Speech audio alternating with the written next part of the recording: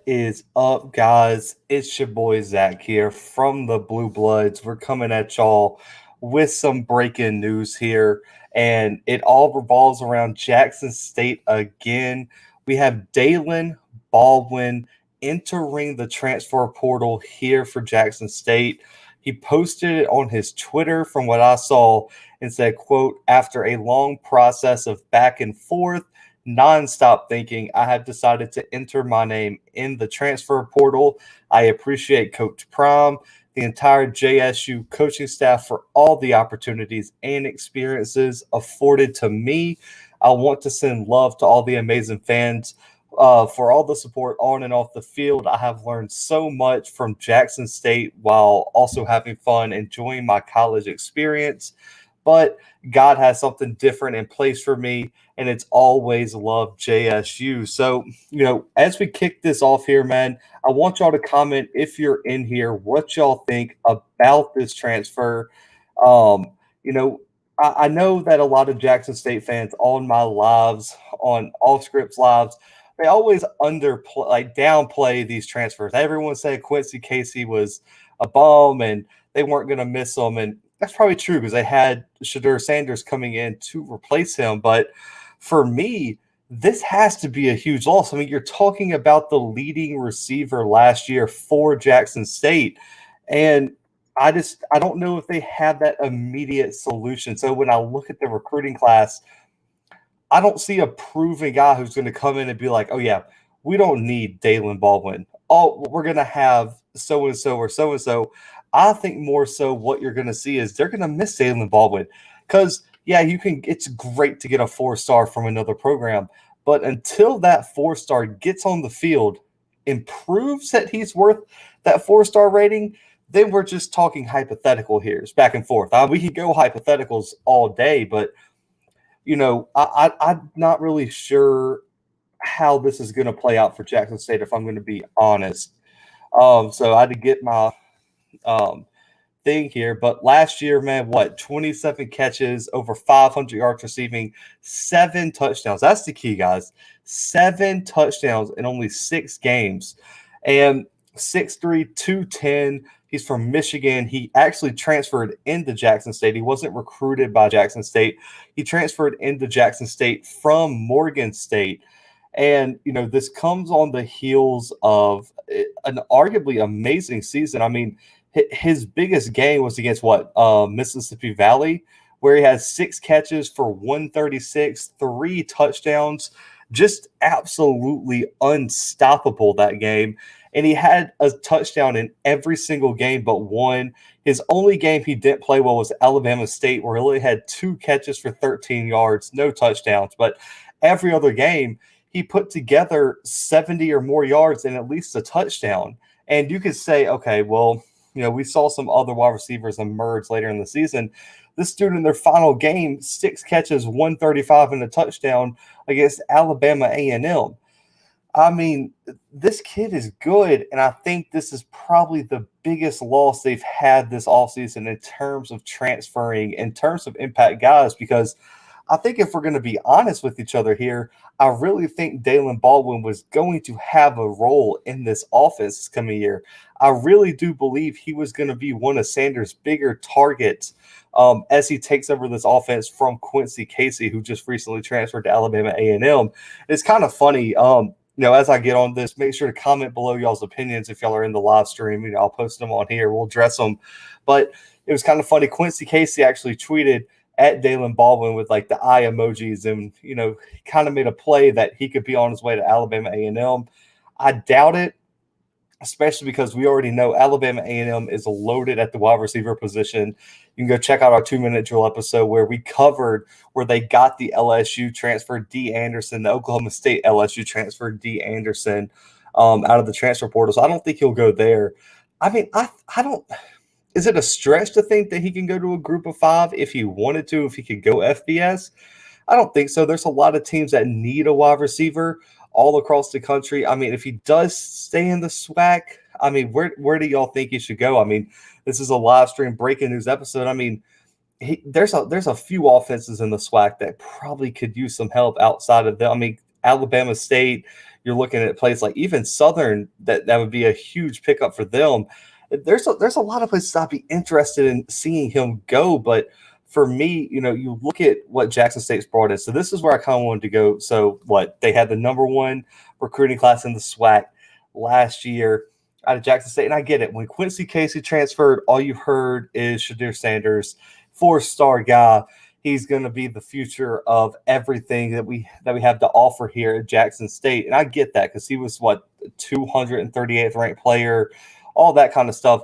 But when I'm looking at wide receiver, I'm scrolling through the class. I'm like, man, I mean, I guess Trevante Rucker out of Vanguard down in Ocala, Florida, it was a top 300 player, 4-star guy, but you're going to need more than one wide receiver. And so, yeah, Trevante Rucker is great, but he hasn't proven anything. He's just getting on campus, and you had a proven guy in Daylen Baldwin that is now out. You also had Elijah Brown out of Valdosta, Georgia, 5'10", 185 kid, 3-star, but he wasn't even nationally ranked. So, I don't think you have the top heavy replacements that you might have had the argument for after Quincy Casey decided to transfer out. I do think Daylen Baldwin is a huge loss. I mean, as I'm looking at more receivers, you get Keith Corbin out of Houston. So that's a big pickup. He's immediately eligible based on the one-time transfer rule. Shout out to our guy Dante Moore. What's up, man? Appreciate you tuning in. Appreciate the support. And then you also got Corey Reed from Louisville. Not really a proven guy. Really didn't do much at Louisville. That Louisville wide receiver room was stacked. You had Des Fitzpatrick, who just got drafted. Tutu Atwell, that's going to be a monster in the NFL. So I think that Louisville wide receiver room is huge. Corey Reed, 6'3", 206, could be a really nice pickup for them. And then you also get a wide receiver out of Ohio, Shane Hooks, in the transfer portal. He was a 3-star guy, and he's 6'5", 190. That's a big pickup there. So, I mean, you have some options to replace Daylen Baldwin if you're Jackson State. But, I mean, I'm going to ask you guys straight up. I mean, would you rather have a bunch of unproven guys coming in that didn't work out necessarily in other places, or would you rather have Daylen Baldwin, who absolutely balled out on the stages this year? I mean, Daylen Baldwin at times was the only wide receiver that really was balling out there. And our guy Dante Moore just said Nugget told him the news. By Nugget, he means DeJon Warren on Jackson State's team. Shout out to him. That dude's a baller on that defensive side of the ball at cornerback. But, yeah, man, that's big news here, man. Daylen Baldwin enters the transfer portal, guys. So and also I forgot, in the transfer portal, Isaiah Bolden, also from Florida State, 4-star kid. He probably has the most potential out of all these guys that Jackson State's bringing in the wide receiving room. 6'2", 175. He was one of the most highly recruited wide receivers out of high school, committed to Florida State. We know that Florida State hasn't been what it once was. And so with all the turmoil and things going on at Florida State, I can see why Bolden took his talents to Jackson State. But, let's be honest here. I mean, for me, I think this is a huge loss here. And, yeah, he mentioned Zay moved to corner. So, yeah, I mean, he was recruited as a wide receiver. He was listed in the portal, but, yeah, he moves to corner. Daylen Baldwin, leading receiver in the transfer portal, guys. Let me know what y'all think. Peace Joy said it's sad Casey and Baldwin were fan favorites. I agree, actually. To be honest, I mean, when you look at what the future of Jackson State could have been, Daylen Baldwin, Quincy Casey, especially toward the end of last season, really were balling out, and they were kind of like the face of that Jackson State offense. And, I mean, I don't know about you guys, but as we got toward the end of the season, without that running game that really didn't emerge till like the last 2 games, really, I've really thought that it was Daylen Baldwin and Quincy Casey were the only bit of offense. And you saw when Jalen Jones was in there was some times where he didn't even see an open wide receiver outside of Daylen Baldwin. And this is a guy for me where I think he can make plays deep. We saw that multiple times where he could stretch the top of the defense and really get vertical on a lot of defenses, but he's also big enough and physical enough to really run those inside shorter routes. So I think Daylen Baldwin is going to be absolutely huge. And Dante mentioned number 17 Shaw and number 5 Gladney are in the portal also. Yeah. I mean, I think and I know I want to hear what y'all think about it too. Just and Dion kind of mentioned it on the I Am Athlete podcast this week, which we covered on yesterday's 2 minute drill. Once you start bringing in all these transfer guys, there are going to be guys who just personally feel like that they need to go somewhere else for their career. And I don't think you can knock any kid for wanting to be like, man, I was the guy, but y'all went and recruited someone else. I don't think it's like a lack of competition. I think it's more of, man, if I'm Daylen Baldwin and I led the team in receiving and you still don't believe in me enough, I would also probably feel some type of way.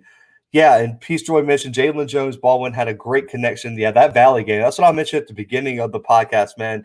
3 touchdowns, 136 yards on 6 receptions. There were times where I don't think Mississippi Valley State ran a good defensive play. I mean, honestly, they absolutely got dominated that game by Jalen Jones, by Baldwin here. So, you know, yeah, you do mention the wide receiver room is loaded. I'll give you that. It's just when I look at it, I would rather have known production, proven production over a lot of question marks because, yes, I do agree with though. The transfer portal is great for college football. I love to see these kids have a lot of room to grow, a lot of room to move.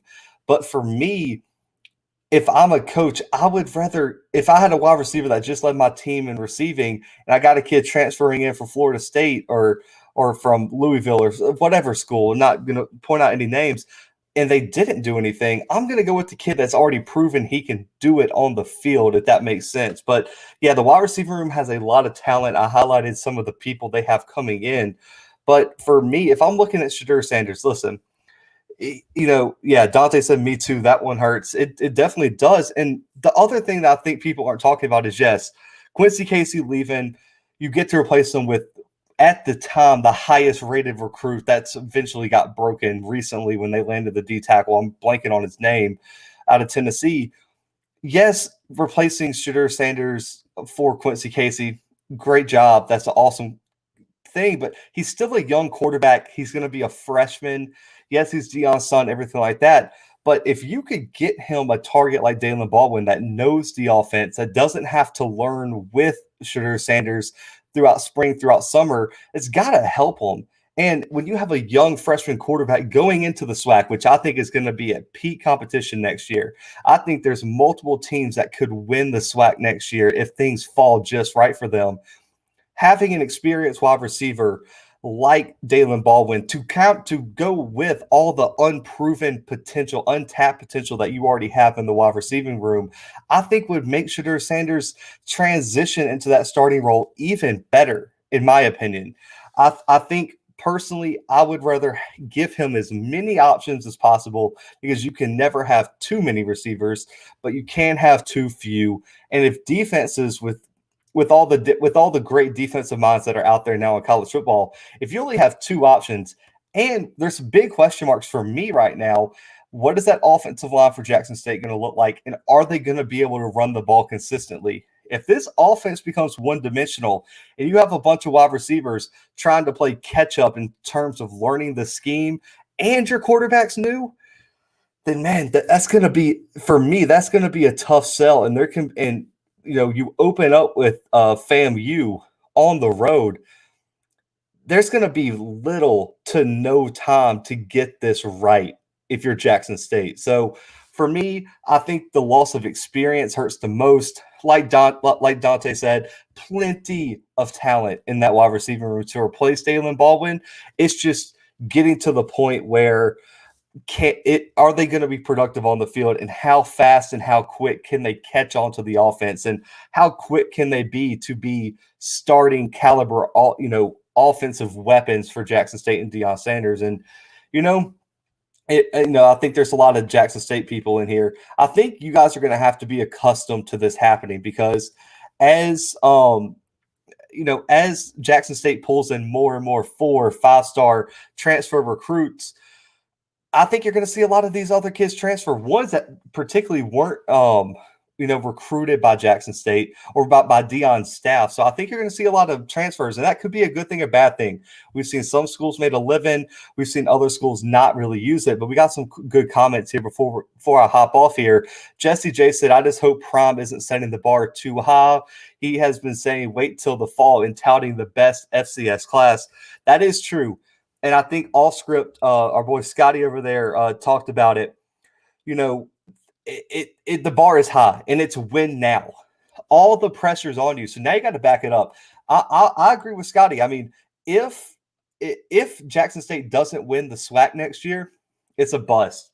And you got to look at Deion saying, "Are you sure you put your money on the right horses in the long run?" Because yes, Akil Glass is going to be gone next year, but what happened? I mean, what happens with Quincy Casey after that? If Quincy Casey goes to Alabama A&M and beats Jackson State and ends up winning the SWAC by chance, I'm not saying it's going to happen or not.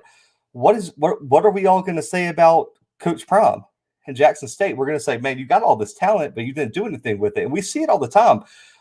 You look at, I hate to make the FCS to FBS comparison. Jeremy Pruitt at Tennessee was recruiting the best of the best, and he couldn't win with them. There was a coach before Dabo Swinney at Clemson who wasn't winning with talent that Dabo Swinney is getting now. So, that's one thing. And the Jesse said they're a team that's going to be new and inexperienced, but expectations already 11-0 SWAC championship. I agree. You're going to have to go out there and win. It's all on the line here for Jackson State. Like, you took all your money, you put it all in the ATM, got all your cash out, and you bet it all on red. And so you better hope it lands on red, or it's going to be a tough look for Deion Sanders, because if you don't win it this year, guys, what happens next year when you go to 2022? How much pressure is going to be on Deion Sanders and Jackson State to win the following year if they don't win it this upcoming year? Because if you don't win it this upcoming year, man, that pressure is going to be huge, and people are going to be looking at you like, man, was this just all talk, or can you really coach? Because it's a difference between being being a good recruiter and being a good coach. That's a real fine distinction. So Dante Moore here said their line is really good. The spring line was all backups. I agree. They also got some solid transfers and recruits for that offensive line. I think Deion Sanders and the staff have I think they understood that D-line and offensive line were their two biggest weaknesses last spring, and they've really fixed that. And I think you look at some of the defensive linemen they've landed, and then Coinus Miller out of Auburn, who wasn't eligible this past spring, is going to be a stud. That dude's a monster. Mark Whitley, I'm a cry. I agree, man. I thought Daylen Baldwin was the guy, and yeah, that's what he said. He said it was Baldwin was the one player for the offense. They just got a wide receiver for Bama. Yeah, they did. He's a stud, too. I'm going to be honest. He is a monster as well. And I think he's talking about the O-line here. They've been practicing together all spring. They have. So, guys, I appreciate y'all tuning in here, man, as we kind of broke this Daylen Baldwin news. I'm going to stay on it. I actually reached out to Daylen Baldwin to see if he wanted to come on the podcast and talk about this. So I'll keep all updated on that if I can get him on the show and talk about the transfer, his announcement, all that stuff. But I'm very interested to see where he goes. I'm going to keep my nose to the beat on this one, and we will have a breaking news episode as soon as I get word on where he transfers. Oh, he met the whole team, so practicing together. Yeah, it's good that they're practicing. I think that's why on paper they are definitely the favorite to win the SWAC this year. It's just I feel like I'm a lot like other people, where it's just like I have to see it before I absolutely believe it. And so I'm very interested. For me, I am picking Jackson State to win the SWAC next year, most likely. We'll have to play it out. We're going to do official predictions, all that. But right now, if I had money to put on it, I'm probably putting it on Jackson State to still win. But Daylen Baldwin, huge loss here. We'll be back with his announcement. But, guys, we appreciate y'all tuning in, man. We'll have some great content. Go check out our episode yesterday for the 2-minute drill. We talk all things Deion Sanders and what he talked about on the I Am Athlete podcast. It was an amazing show. We'd love to hear y'all's opinion on that. But, guys, we're starting a live stream series very soon. More announcements on that very, very soon. But I appreciate y'all's comments and everything like that. Dante Moore said his son said that they are really good. And I have no – man, if they – Dante, let me be honest. If they play up to all the potential that they have, this team's going going like Jesse said, 11-0 and being SWAC champions, going to win the Celebration Bowl most likely. And Deion Sanders and Jackson State are going to be powerhouses in not just the SWAC but the FCS. And I think if they go 11-0, then make a run in the FCS playoffs, that would be huge for just the SWAC in general and getting the attention, the notoriety, and things like that. So I appreciate y'all tuning in, man. I will be back later this week. But guys, we appreciate all y'all commenting. I love the interaction. But guys, for myself and the Blue Bloods, I am out for right now.